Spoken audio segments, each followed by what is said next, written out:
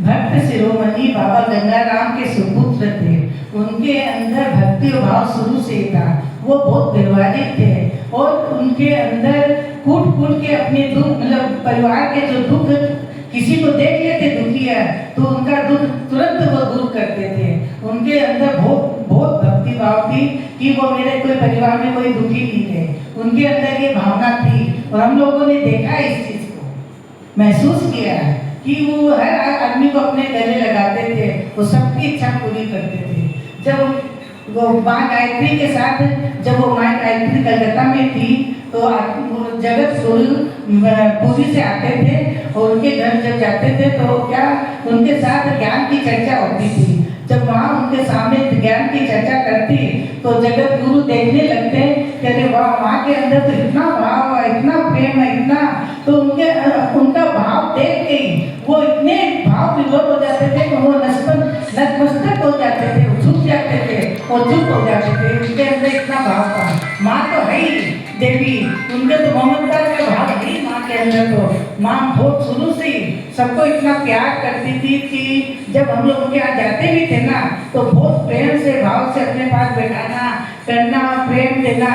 तो हम लोग तो शुरू से ही उनके अंदर ही ये नहीं जान पाते थे कि माँ है, लेकिन हम उनको देखते थे तो लगता था कुछ एक अलग है। उनके अंदर एक अलग ही भाव था जो वो बताती थी ना, करती थी बाबा जी के बारे में। लगता था कि इनको कितना ज्ञान है, कितना प्रेम है।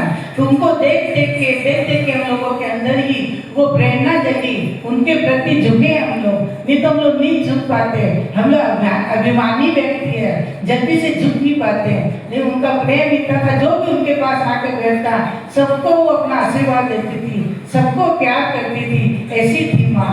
माँ को क्या बोले, माँ को तो बिना बताए ना हमारे मन की बात जानती थी। और हम ही नहीं, सारी दुनिया जानती इस बात को। जो भी उनके पास जाकर बैठता था तो उनकी इच्छा बिना बोले ही वो पूरी कर देती थी। माँ के बारे में कोई बोला नहीं जाता, माँ होती ही ऐसी है।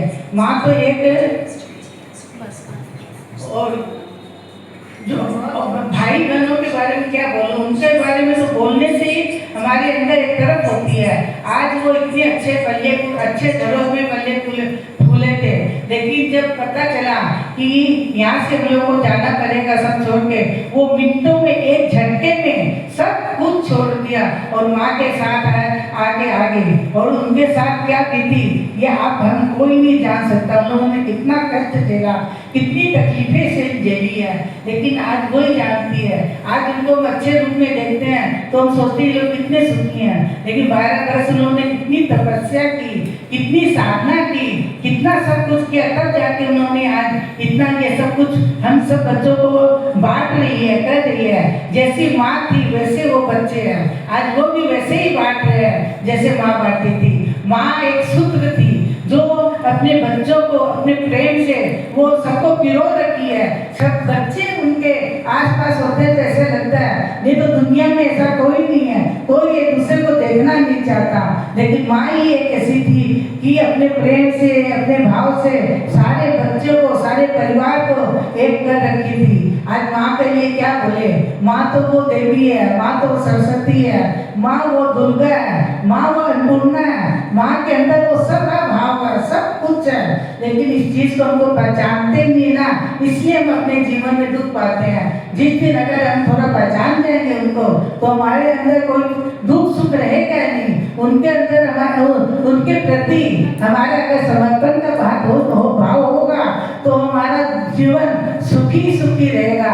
इस जीवन में रहकर हम लोग आनंद ही आनंद पाएंगे।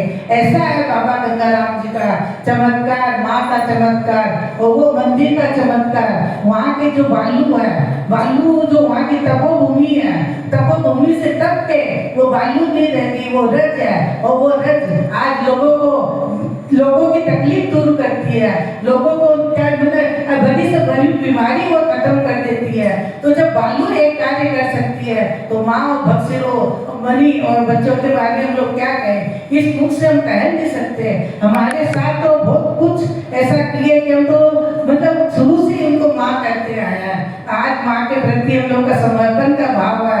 हम यही चाहते हैं माँ का आशीर्वाद सब बच्चों के साथ बना रहे, सबके साथ, और सब बच्चे उनको अच्छी बहुत प्यार करते हैं क्योंकि सबको के जरिए सबसे माँ प्यार की है। जय श्री बाबा।